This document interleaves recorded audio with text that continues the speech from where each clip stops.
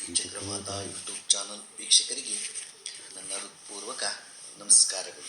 ಸುಭಾಷಿತ: ಇನ್ನೊಬ್ಬರ ಮುಖದಲ್ಲಿ ನಗುವಿರಬೇಕು, ಆ ನಗುವಿಗೆ ಕಾರಣವಾಗಿದ್ದರೆ ಅದರ ಆನಂದವೇ ಬೇರೆ. ಇವತ್ತು ದಿನಪಂಚಾಂಗಕ್ಕಿಂತ ಮುಂಚೆ ಕಲಿಯುಗದ ಲಕ್ಷಣಗಳ ಬಗ್ಗೆ ತಿಳ್ಕೊಳ್ಳೋಣ.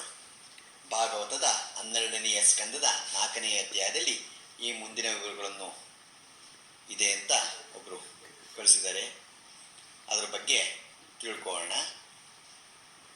ಕಲಿಯುಗದಲ್ಲಿ ಹಣವೇ ಉತ್ತಮ ಕುಲಕ್ಕೆ ಸೂಚಕ, ಕಾಮವೇ ದಾಂಪತ್ಯಕ್ಕೆ ಮೂಲ, ಸ್ತ್ರೀ ತತ್ವವೇ ಉಪಭೋಗಕ್ಕೆ ಕಾರಣ, ಸುಳ್ಳನ್ನಾಡುವುದೇ ವ್ಯವಹಾರದಲ್ಲಿ ಜಯಿಸುವುದಕ್ಕೆ ಉಪಾಯ. ಇವೆಲ್ಲ ಈಗಿನ ಕಲಿಯುಗದ ಲಕ್ಷಣ. ಜನಿವಾರವೇ ಬ್ರಾಹ್ಮಣ್ಯಕ್ಕೆ ಕಾರಣ, ಚಿಹ್ನೆಗಳನ್ನು ಧರಿಸುವುದೇ ಆಶ್ರಯಗಳಿಗೆ ಲಕ್ಷಣ, ಅನ್ಯಾಯವೇ ಜೀವಿತಕ್ಕೆ ಸಾಧನ, ದುರ್ಬಲನಾಗಿರುವಿಕೆಯೇ ವೃತ್ತಿ ಇಲ್ಲದಕ್ಕೆ ಕಾರಣ, ವಾಕ್ಚಾತುರ್ಯವೇ ಪಾಂಡಿತ್ಯಕ್ಕೆ ಸೂಚಕ, ದರಿದ್ರನಾಗಿರುವುದೇ ಸಾಧುತ್ವಕ್ಕೆ ಕಾರಣ, ಸಾಧುವಿನ ವೇಷವನ್ನು ಧರಿಸಿದವನೇ ಸತ್ಪಾತ್ರ, ದೂರದೇಶದಲ್ಲಿರುವ ನೀರೇ ಪುಣ್ಯ ತೀರ್ಥ. ಈ ಯುಗದಲ್ಲಿ ವೇದೋಕ್ತವಾದ ಧರ್ಮವನ್ನು ಸಂಪಾದಿಸಲು ಕಾರಣವಾದ ವರ್ಣಾಶ್ರಮಾಚಾರಗಳನ್ನು ಅನುಷ್ಠಾನ ತರಲು ಯಾರಿಗೂ ಮನಸ್ಸುಂಟಾಗುವುದಿಲ್ಲ. ಧರ್ಮ ದಾಂಪತ್ಯ ಕ್ರಮವಾಗಲಿ ಸರಿಯಾದ ಗುರು ಶಿಷ್ಯ ಕ್ರಮವಾಗಲಿ ಇರುವುದಿಲ್ಲ. ಯಾವ ಕುಲದಲ್ಲಿ ಹುಟ್ಟಿದವನಾದರೂ ಬಲವುಳ್ಳವನೇ ಯಜಮಾನ. ದೀಕ್ಷೆ, ಪ್ರಾಯಶ್ಚಿತ ಮುಂತಾದ ಕರ್ಮಗಳಿಗೆ ಗೊತ್ತಾದ ಯಾವ ಕರ್ಮವೂ ಇರುವುದಿಲ್ಲ.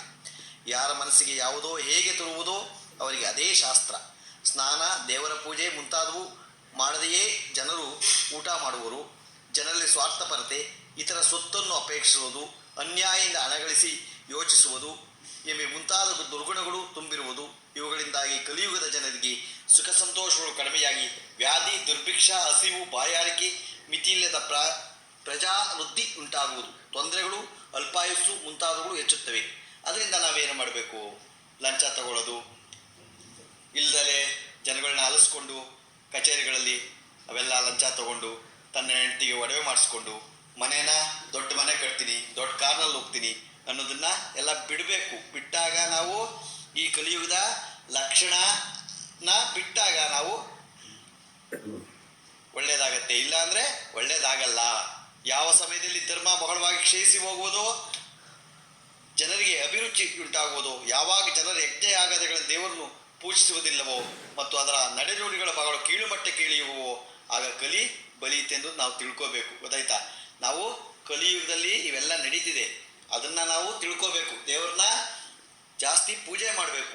ಗೊತ್ತಾಯ್ತಾ? ಯಾವ ರೀತಿ ನಾವು ಇರಬೇಕೋ ನಾವು ಆ ಥರ ಇದ್ರೇನೇ ನಾವು ಒಳ್ಳೇದಾಗತ್ತೆ. ಇಲ್ಲ ಅಂದರೆ ನಿಜವಾಗಲೂ ಒಳ್ಳೇದಾಗಲ್ಲ. ತಿಳ್ಕೋಬೇಕು. ಕಲಿಯುಗದ ಲಕ್ಷಣ ತಿಳ್ಕೊಂಡು ಕೆಟ್ಟದ್ದು ಮಾಡೋದು, ಇನ್ನೊಬ್ಬರಿಗೆ ಕೆಟ್ಟದನ್ನು ಬಯಸೋದು, ಅವನ್ನೆಲ್ಲ ಬಿಡಬೇಕು.